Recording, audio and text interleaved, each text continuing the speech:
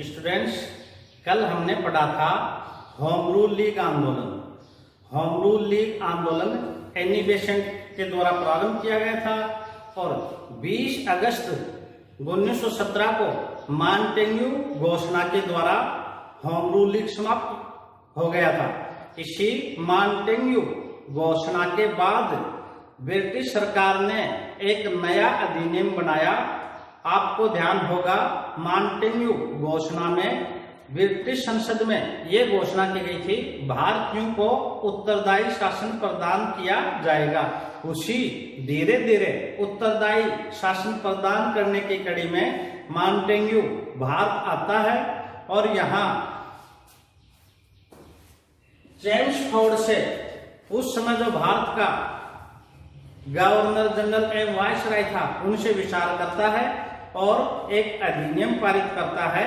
वहां ब्रिटेन में जाके ब्रिटेन की संसद एक अधिनियम पारित करती है जो मॉन्टेग्यू चेम्सफोर्ड अधिनियम 1919 या भारत सरकार अधिनियम 1919 के नाम से जाना जाता है। देखो, इसके द्वारा क्या प्रावधान किया गया था। इसमें एक तो आप ये बात ध्यान में रखना, ये जो मॉन्टेग्यू है ये था भारत सचिव और ये बैठता था लंदन में। चेम्सफोर्ड था वायसराय और उस समय 1919 में भारत की राजधानी थी दिल्ली, ये बैठता था दिल्ली। काफी बार एग्जाम में प्रश्न आ जाता है, भारत सरकार अधिनियम 1919 के समय भारत सचिव कौन था, तो भारत सचिव कौन था, मॉन्टेग्यू। आपको याद रहेगा। या फिर ये पूछ ले, भारत सरकार अधिनियम 1919 के समय भारत का वायसराय कौन था, चेम्सफोर्ड, तो इसको ध्यान में रखेंगे। मतलब ये भारत सचिव ज्यादा पूछा जाता है, भारत सचिव कौन था, मॉन्टेग्यू। इसमें क्या प्रावधान किया गया, वेरी वेरी इंपॉर्टेंट है। प्रांतों में द्वैध शासन का प्रारंभ इंपॉर्टेंट है। जैसे 1909 में सांप्रदायिक निर्वाचन प्रणाली का प्रारंभ था, यहाँ प्रांतों में द्वैध शासन का प्रारंभ। देखो, द्वैध शासन किस तरह से था प्रांतों में, प्रांतों के जो विषय थे उनको दो भागों में बांट दिया। प्रांतीय विषयों को दो भाग कौन कौन से थे, पहला था संरक्षित विषय, इसको बोलते हैं, ये हस्तांतरित है तो इसको बोलते हैं हस्तांतरित संरक्षित विषय या हस्तांतरित विषय। ये महत्वपूर्ण विषय थे। इन पर जो शासन किया जाता था वो गवर्नर एवं उसकी कार्यकारी परिषद द्वारा। इस समय भारत में प्रांतों में गवर्नर शासन देखता था, उसकी कार्यकारी परिषद होती थी। तो संरक्षित विषयों पर गवर्नर एवं उसकी कार्यकारी परिषद। इस विषय में क्या आता था, इसमें महत्वपूर्ण विषय पुलिस, न्याय व्यवस्था, वित्त, सिंचाई, भू राजस्व, शांति व्यवस्था, उद्योग, जेल, समाचार पत्र, सेंसर। मतलब इन विषयों के लिए ये जो महत्वपूर्ण है, कौन जिम्मेदार, गवर्नर जनरल एवं उसकी कार्यकारी परिषद। दूसरा जो प्रांतीय विषय था वो था हस्तांतरित, जो कम महत्वपूर्ण थे। ये जो हस्तांतरित विषय थे, ये इस एक्ट में विधानसभाओं के गठन का प्रावधान किया गया था और उसमें भारतीय मंत्री होने थे। तो इनका विधानसभाओं के भारतीय मंत्रियों द्वारा शासन संचालित किया जाना था। और इसमें हस्तांतरित विषय में कौन कौन से विषय थे, सार्वजनिक स्वास्थ्य, सफाई, चिकित्सा, शिक्षा, कृषि, स्थानीय प्रशासन, ये सभी क्रम महत्वपूर्ण थे। ये द्वैध शासन हो गया, मतलब प्रांतों की जनता पर दो प्रशासक हो गए, एक तो गवर्नर जनरल उसके कार्यकारी परिषद जिसके पास महत्वपूर्ण विषय थे, और एक हस्तांतरित विषय जो कम महत्वपूर्ण थे उस पर शासन करेगा भारतीय विधानसभाओं के मंत्री। परंतु ये जो व्यवस्था थी ये असफल रही। क्यों? वित्त जो महत्वपूर्ण था वो संरक्षित विषय में था, जबकि कृषि ये था हस्तांतरित विषय में। तो कृषि मंत्री जैसे कोई योजना बनाता उसके लिए गवर्नर एवं उसकी कार्य परिषद वित्त का प्रावधान नहीं करती थी। तो ये ऐसा पता। दूसरा है प्रावधान इसमें किया गया था, भारत सचिव के कार्यालय का संपूर्ण खर्चा ब्रिटिश राजस्व से लिया जाएगा। आपने 1857 की क्रांति के बाद भारत परिषद अधिनियम 1858 में पढ़ा कि भारत सचिव का पद सर्जित किया गया और इसकी सहायता के लिए 15 सदस्य भारतीय परिषद का प्रावधान किया गया, जिसका राजस्व भारत से लिया जाना था, परंतु इसमें कर दिया भारत सचिव के कार्यालय का संपूर्ण खर्चा कहां से लिया जाएगा, ब्रिटिश राजस्व से। तीसरा प्रावधान किया गया, भारतीय उच्चायुक्त नामक नया पद सर्जित किया गया, इसका खर्चा भारत के राजस्व से लिया जाएगा। गवर्नर जनरल की कार्य परिषद में भारतीयों की संख्या बढ़ा दी। 1909 के पार्लियामेंटों में भारतीयों की संख्या थी 1, अब बढ़ा के कितनी कर दी, 3। आपको पहला सदस्य ध्यान होगा, सत्येंद्र प्रसाद सिन्हा। अगला है, पहली बार, यह भी प्रश्न काफी बार पूछा जाता है, पहली बार द्विसदन विधानमंडल का प्रावधान किया गया। इसमें जो उच्च सदन है वो राज्य परिषद, जिसमें 60 सदस्य थे 5 वर्ष के लिए, और निम्न सदन केंद्रीय विधानसभा था जिसमें 143 सदस्य होने थे 3 वर्ष के लिए। अगला, प्रत्यक्ष चुनाव पद्धति का विस्तार किया गया। पहली बार प्रत्यक्ष चुनाव पद्धति 1909 पार्लियामेंटों में की गई थी, जहां 3% ही प्रत्यक्ष मतदान का प्रावधान था। इस बार 10% जनता का, मतलब प्रत्यक्ष चुनाव पद्धति का विस्तार किया गया। नरेंद्र मंडल की स्थापना का प्रावधान किया गया, ये 1921 में अस्तित्व में आता है, और बीकानेर के शासक गंगा सिंह पहले नरेंद्र मंडल के अध्यक्ष बनते हैं। लोक सेवा आयोग के गठन का प्रावधान। इस तरह से माउंटेन्यू घोषणा के बाद माउंटेन्यू चेम्सफोर्ड अधिनियम लाया गया, जिसके द्वारा भारतीयों को उत्तरदायी शासन देने की कोशिश की। 1919 का जो अधिनियम था उसमें सांप्रदायिकता का विस्तार किया गया।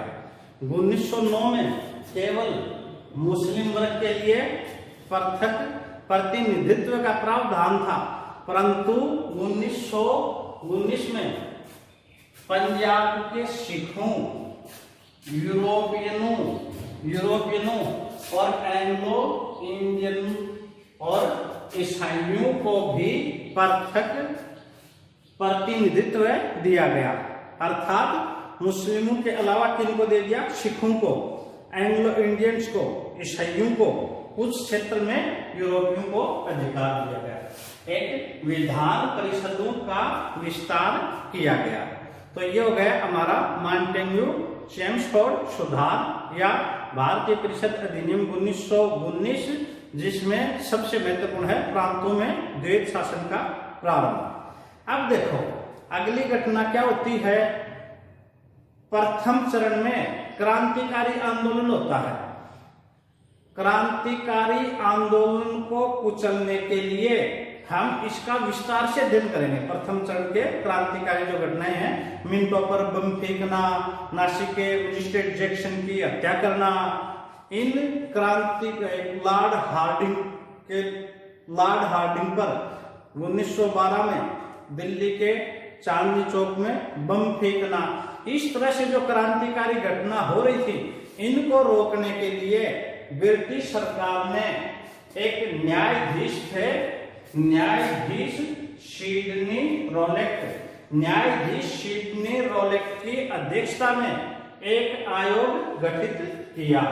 और ये जो न्यायाधीश सिडनी रोलेट है, इसने जो सिफारिशें की, उन सिफारिशों के आधार पर एक नया कानून लाया गया जो रोलेट एक्ट के नाम से जाना जाता है।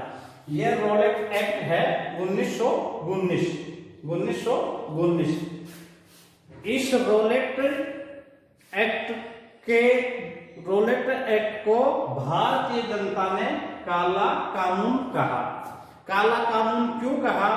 क्योंकि ये राष्ट्रवाद पर रोक लगाने वाला अधिनियम था। दूसरा, इसमें ऐसे प्रावधान किए गए थे जहां मानव के मूल अधिकारों का हनन होता है। इसमें क्या प्रावधान किया गया था?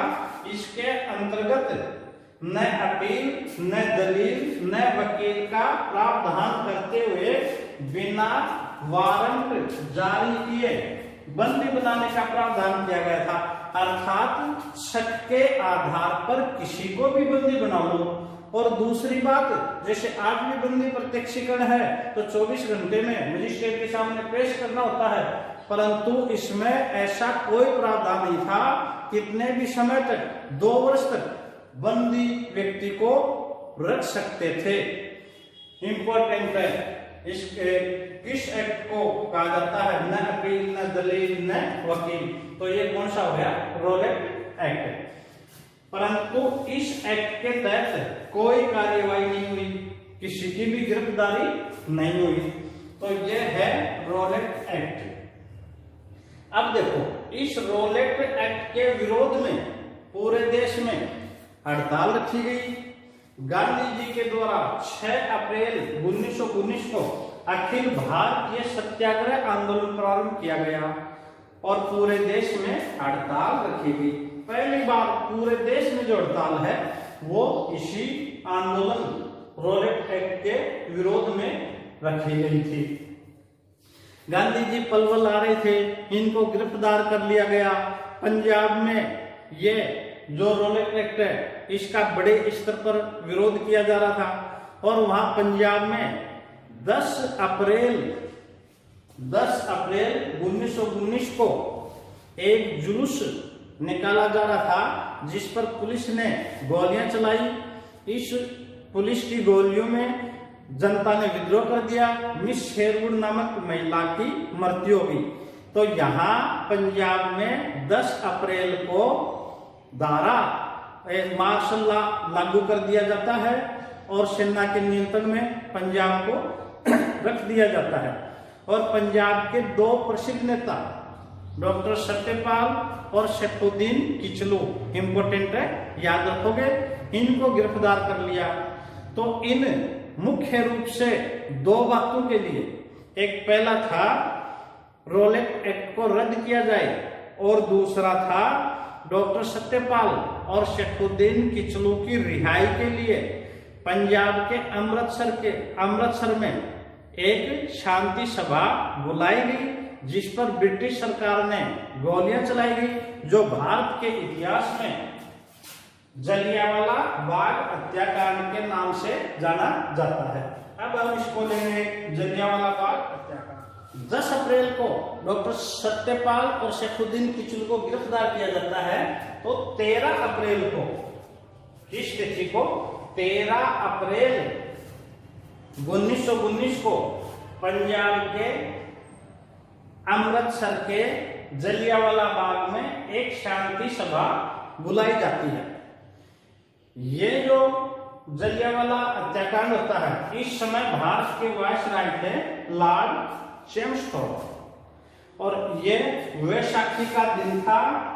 वैशाखी पंजाबियों का प्रसिद्ध त्योहार है, असल काटने पर मनाया जाता है और शाम 4 बजे इस सभा का आयोजन किया जा रहा था। इस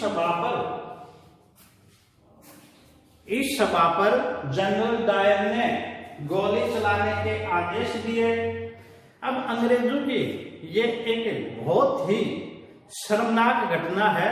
निर्दोष जनता जो सभा में संवैधानिक तरीकों से अपनी नेताओं के रिहाई और रोलेट एक्ट को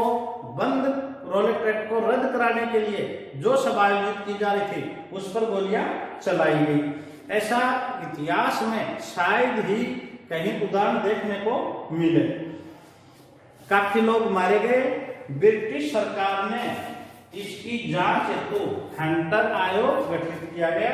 इंपोर्टेंट है, हंटर आयोग। इस हंटर आयोग के अनुसार 379 व्यक्ति मृत्यु हुई, 1200 व्यक्ति घायल हुए। कांग्रेस ने इसकी जांच हेतु मदन मोहन मालवीय के नेतृत्व में एक आयोग गठित किया गया। इस आयोग में मोतीलाल नेहरू, देवजी, सीआर दास, गांधी जी थे। इस रिपोर्ट के अनुसार 1000 व्यक्ति मृत्यु हुई, 1000 व्यक्तियों की।